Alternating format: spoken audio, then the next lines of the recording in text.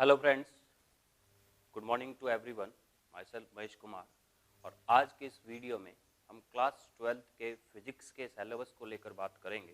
उसको पूरे डिटेल में डिस्कस करेंगे कि फिजिक्स में नंबर ऑफ यूनिट्स कितनी है, नंबर ऑफ चैप्टर्स कितने हैं और कौन सी यूनिट कितने मार्क्स की है, वो सारी चीज़ें हम इसके अंदर फुल डिटेल में डिस्कस करेंगे। राइट, तो आइए सबसे पहले बात करते हैं कि फिजिक्स में जो टोटल नंबर ऑफ यूनिट्स है वो है 10 और जो टोटल नंबर ऑफ चैप्टर्स है वो है 17। अब कौन सी यूनिट कितने मार्क्स की है और किस चैप्टर का क्या नाम है, उसके लिए हम यहाँ पर डिटेल में डिस्कस करते हैं। तो देखिए, सबसे फर्स्ट यूनिट जो है, इस यूनिट में 4 चैप्टर है और ये यूनिट जो है वो 7 मार्क्स की है। तो 4 चैप्टर है इसमें शामिल, उनके नाम है। सबसे पहला चैप्टर है इलेक्ट्रिक फील्ड। मैं हिंदी में भी साथ साथ में बोलता जाऊँगा, तो वो आप चीज़ देख लीजिएगा। सबसे पहला चैप्टर है इलेक्ट्रिक फील्ड, विद्युत क्षेत्र।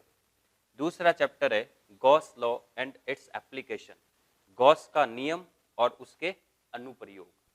तीसरा चैप्टर है इलेक्ट्रिक पोटेंशियल, इसको हिंदी में बोलते हैं विद्युत विभव। और फोर्थ चैप्टर है इलेक्ट्रिक कैपेसिटेंस, जिसको हिंदी में बोलते हैं विद्युत धारिता। ये 4 चैप्टर मिलकर आपकी एक यूनिट फिजिक्स की बनती है, फर्स्ट यूनिट। और ये जो यूनिट है वो 7 मार्क्स की है। बोर्ड में इस यूनिट में से 7 मार्क्स के क्वेश्चन आपके बनते हैं।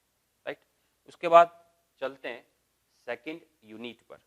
सेकंड यूनिट में 2 चैप्टर है, chapter number 5 and 6। Chapter number 5 का जो नाम है वो है इलेक्ट्रिक करंट, विद्युत धारा। और चैप्टर नंबर 6 का जो नाम है वो है इलेक्ट्रिक सर्किट, विद्युत परिपथ। और ये दोनों चैप्टर मिलकर, यानी कि जो सेकंड यूनिट आपकी है वो 5 मार्क्स की है। बोर्ड में इसमें से 5 मार्क्स के क्वेश्चन बनेंगे। उसके बाद चलते हैं थर्ड यूनिट पर। थर्ड यूनिट में सिर्फ एक चैप्टर है, चैप्टर नंबर 7। और इस चैप्टर का नाम है magnetic effect of an electric current, मतलब विद्युत धारा के चुंबकीय प्रभाव। और ये चैप्टर जो है या ये जो यूनिट है वो 5 मार्क्स की है। ओके, उसके बाद हम आगे बढ़ते हैं, बात करते हैं यूनिट 4 की। यूनिट 4 में एक चैप्टर है, चैप्टर नंबर 8, जिसका नाम है magnetism and properties of magnetic substance, मतलब चुंबकत्व तथा चुंबकीय पदार्थों के गुण। और ये जो यूनिट है, ये जो चैप्टर है वो 3 मार्क्स का है। ओके, उसके बाद आगे बढ़ते हैं यूनिट नंबर 5 पर। इस यूनिट में 2 चैप्टर है, 9 और 10। चैप्टर नंबर 9 का नाम है इलेक्ट्रोमैग्नेटिक इंडक्शन, EMI, इसको हिंदी में बोलते हैं विद्युत चुंबकीय प्रेरण। और चैप्टर नंबर 10 जो है वो है अल्टरनेटिंग करंट, हिंदी में इसको बोलते हैं प्रत्यावर्ती धारा। ये दोनों चैप्टर मिलकर, या जो यूनिट 5 है, ये यूनिट 7 मार्क्स की है। इसका वेटेज 7 मार्क्स है। उसके बाद हम बात करते हैं 6th यूनिट की। 6th यूनिट में फिर से 2 चैप्टर है, चैप्टर नंबर 11 और चैप्टर नंबर 12। चैप्टर नंबर 11 का नाम है रे ऑप्टिक्स और चैप्टर नंबर 12 का नाम है nature of light. Ray optics को हिंदी में बोलते हैं किरण प्रकाशिकी। इसको आपने कुछ लेवल पे 10th क्लास में भी पढ़ा। और चैप्टर नंबर 12 जो है वो है नेचर ऑफ लाइट, प्रकाश की प्रकृति। और ये दोनों चैप्टर्स मिलकर जो 6th यूनिट है ये 9 मार्क्स की है। राइट, उसके बाद में हम बात करते हैं यूनिट 7 के बारे में। यूनिट 7 में एक चैप्टर है 13, जिसका नाम है photo electric effect and matter waves, इसको हिंदी में बोलते हैं प्रकाश विद्युत प्रभाव एंड द्रव्य तरंग। और ये जो यूनिट है, ये जो चैप्टर है वो 4 मार्क्स का है। ओके, उसके बाद बात करते हैं यूनिट नंबर 8। इस 8th यूनिट में अगेन 2 चैप्टर है, 14 एंड 15। 14 चैप्टर का नाम है एटॉमिक फिजिक्स, यानी कि परमाणु भौतिकी। और 15 चैप्टर का नाम है न्यूक्लियर फिजिक्स, नाभिकीय भौतिकी। ये दोनों चैप्टर्स या जो ये यूनिट है 8, ये मिलकर आपका 6 मार्क्स का यूनिट रहता है। 6 मार्क्स के क्वेश्चन इसमें से बनेंगे दोनों चैप्टर्स को मिलाकर। बात करते हैं यूनिट नंबर 9 की। यूनिट 9 में एक चैप्टर है, चैप्टर नंबर 16, जिसका नाम है इलेक्ट्रॉनिक्स, राइट। हिंदी में इसको इलेक्ट्रॉनिक्स ही बोलते हैं। और ये जो है 6 मार्क्स का चैप्टर है, 6 मार्क्स की यूनिट है। बात करते हैं यूनिट नंबर 10, जिसके अंदर अगेन एक चैप्टर है, चैप्टर नंबर 17, जिसका नाम है इलेक्ट्रोमैग्नेटिक वेव्स एंड कम्युनिकेशन। इसको हिंदी में बोलते हैं विद्युत चुंबकीय तरंगे व संचार तंत्र। ये जो चैप्टर है, ये जो यूनिट है, ये यूनिट 4 मार्क्स की है। बोर्ड में इसमें से 4 मार्क्स के क्वेश्चन बनते हैं। अब मैंने आपको सारा बता दिया। टोटली नंबर ऑफ यूनिट्स जो है फिजिक्स में वो है 10 और नंबर ऑफ चैप्टर्स जो है फिजिक्स में वो है 17। अब अगर इन सभी यूनिट्स के मार्क्स को ऐड किया जाए तो ये टोटल मार्क्स जो बनते हैं वो आता है 56। यानी कि आपके फिजिक्स सब्जेक्ट को लेकर बोर्ड एग्जाम में जो थ्योरेटिकल पेपर बनेगा वो आपका 56 मार्क्स का होगा। 56 मार्क्स के क्वेश्चन उसमें से आएंगे। उसके बाद में 30 मार्क्स का आपके प्रैक्टिकल एग्जाम होगा बोर्ड का, वो 30 मार्क्स का रहेगा। और 14 मार्क्स आपके सेशनल मार्क्स होंगे जो स्कूल से जाते हैं। इन सबको अगर टोटल कर दी जाए तो ये आपका 100 मार्क्स का जो है पेपर होता है फिजिक्स का।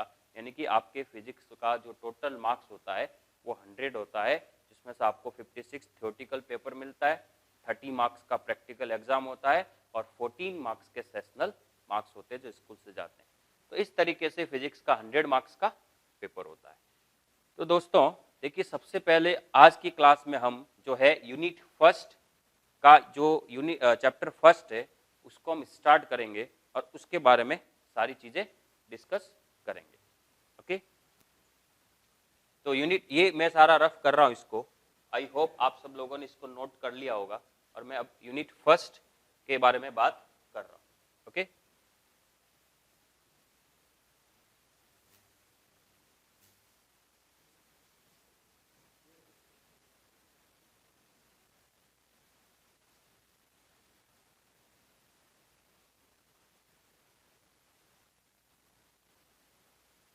चलिए दोस्तों बात करते हैं यूनिट फर्स्ट चैप्टर फर्स्ट की। और यूनिट फर्स्ट जो है इसको बोलते हैं स्थिर वैद्युत की।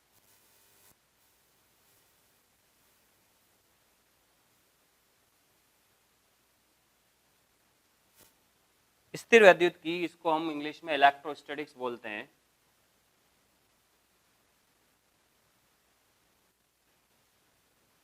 तो फर्स्ट यूनिट जो है उस यूनिट का नाम है इलेक्ट्रोस्टैटिक्स। और जो फर्स्ट यूनिट में मैंने आपको 4 चैप्टर बताए थे, वो 4 चैप्टर इसी ब्रांच के ही चैप्टर है और इसी के अंदर हमें वो चारों चैप्टर पढ़ने हैं।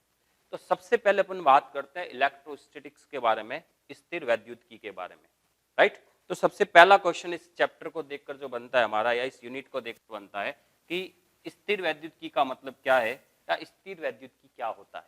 इलेक्ट्रोस्टैटिक्स के बारे में आप क्या जानते हो, या इसकी अगर डेफिनेशन हमसे पूछ ली जाए तो इसमें हम क्या जवाब देंगे।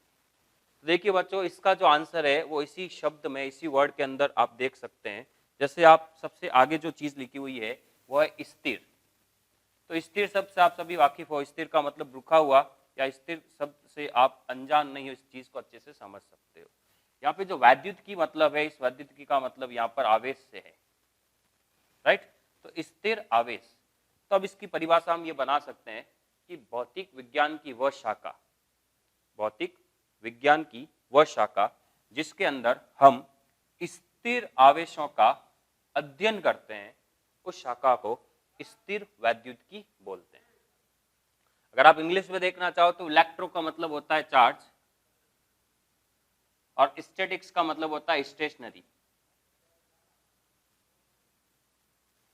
मतलब the branch of physics in which we study about the stationary charge is called electrostatics. Okay? वैसे ये डेफिनेशन बोर्ड एग्जाम में हमसे पूछी नहीं जाती, बट फिर भी हमारा फर्ज बनता है कि हम इस चीज को अगर पढ़ रहे हैं तो हमारी ये चीज दिमाग में क्लियर होना चाहिए, स्थिर वैद्युतिकी का मतलब क्या होता है। तो फिर से मैं इस डेफिनेशन को रिपीट करता हूं, बच्चों ध्यान से सुनना, कि भौतिक विज्ञान की वह शाखा जिसके अंतर्गत स्थिर आवेशों का अध्ययन किया जाए, उस ब्रांच को, उस शाखा को अपन क्या बोलेंगे, स्थिर वैद्युतिकी।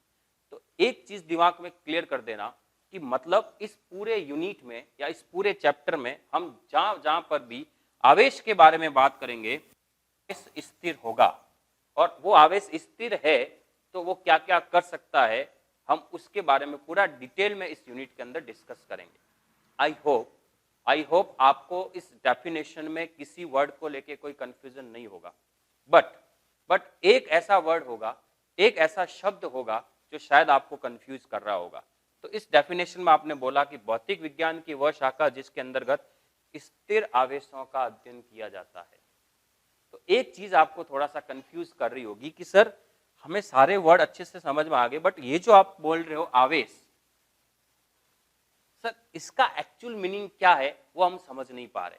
बच्चों ऐसा नहीं है कि इस वर्ड को आपने आगे नहीं सुना, आपने 10th क्लास के अंदर इस शब्द को पढ़ा है।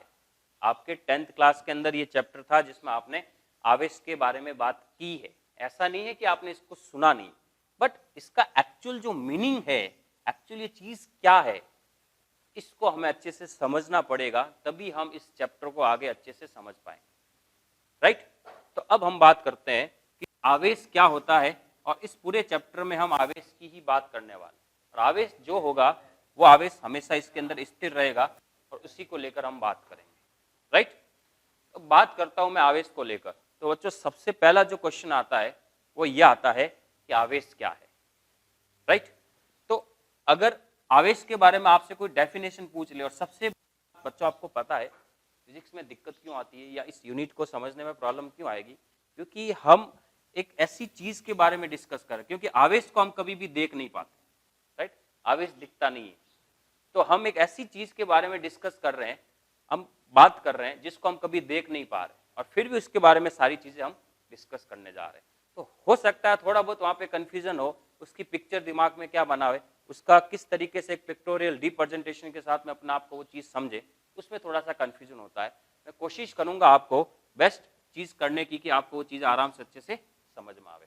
तो बच्चों देखो, आवेश को अपन देख नहीं सकता। आवेश क्या, अगर हमसे कोई पूछ लेगा आवेश क्या है, तो हम उसके लिए क्या डेफिनेशन देंगे। तो आवेश की डेफिनेशन क्या है बच्चों, ध्यान से सुनना। राइट? और आपने ऐसे कई, मैं आपको एक रूटीन एग्जांपल दूंगा जिसमें आप इन चीज को फील करोगे, यहां से ऐसा तो हमने देखा है। राइट? तो आवेश क्या है, आवेश की डेफिनेशन है कि किसी भी वस्तु का वह गुण, किसी भी, आवेश की डेफिनेशन लिख रहा हूं, किसी भी वस्तु का वह गुण जिससे वह आकर्षण या प्रतिकर्षण प्रदर्शित करे,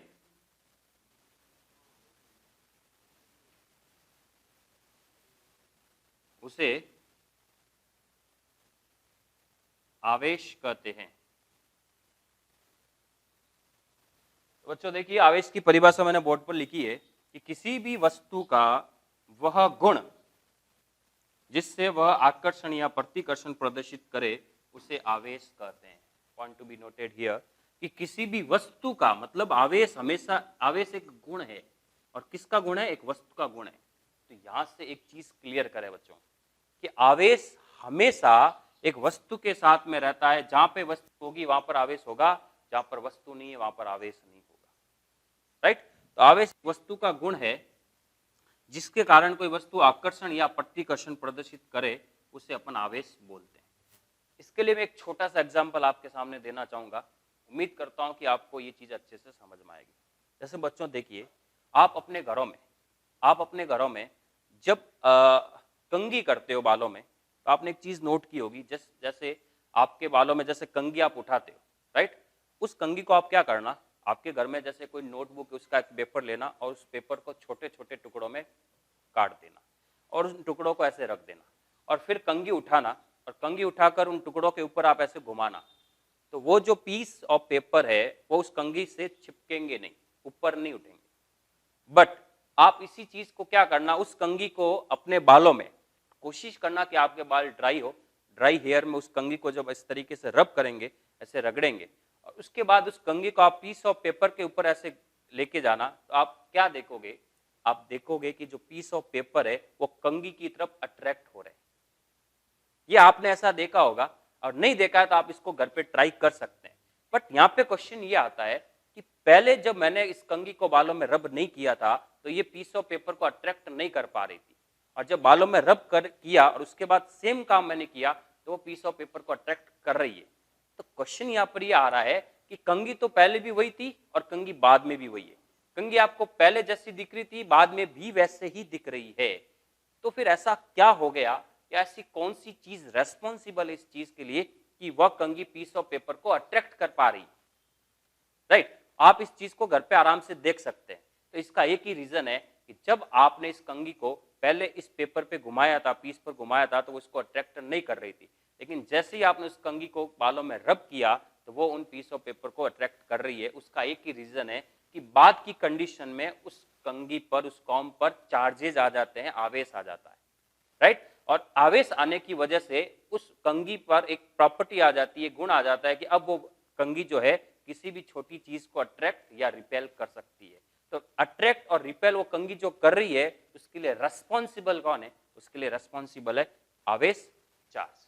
इसलिए बोला जा रहा है कि आवेश किसी वस्तु का गुण है जिसकी वजह से वह आकर्षण या प्रतिकर्षण प्रदर्शित करती है। यानी कि जो कंघी पहले आकर्षण या प्रतिकर्षण प्रदर्शित नहीं कर रही थी और वही कंघी बाद में बालों में रब करने के बाद आकर्षण और प्रतिकर्षण प्रदर्शित कर रही है, मतलब उस कंघी के पास में कोई ऐसी चीज है जिसकी वजह से ऐसा हो रहा है, और उसी चीज को हम नाम दे रहे हैं आवेश, राइट?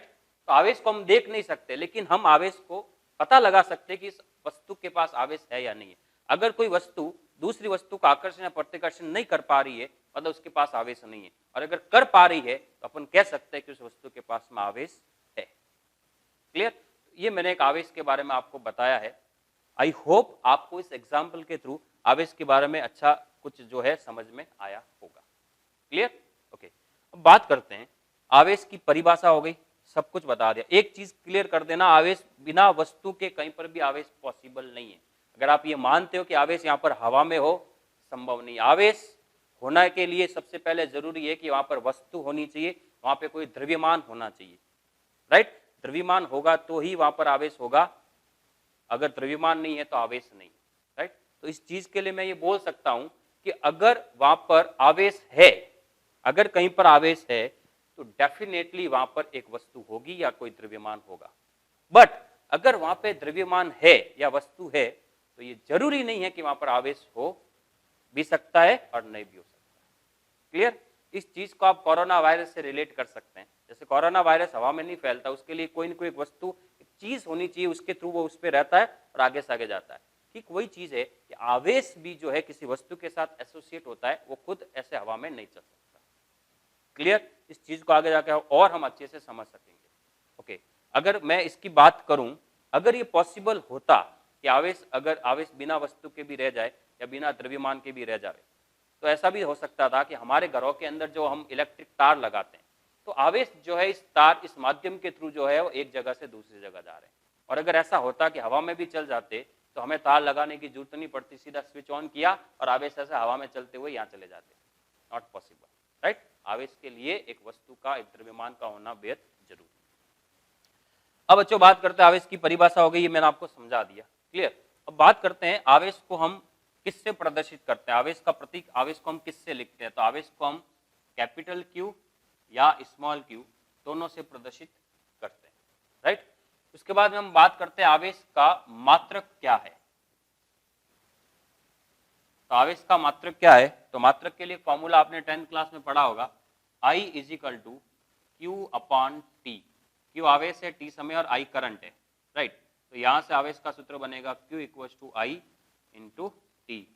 धारा और समय का जो मल्टीप्लीकेशन है वो आवेश कहलाएगा। ओके, तो ये हो गया आपके पास में आवेश का सूत्र हो गया, और इस सूत्र से अपन मात्रक निकाल सकते हैं। और आवेश का मात्रक यहाँ से निकल जाएगा। धारा का जो मात्रक होता है एम्पियर, और समय का जो मात्रक होता है वो होता है सेकेंड, यानी कि एम्पियर × सेकेंड जो है आपका मात्रक हो जाएगा आवेश का।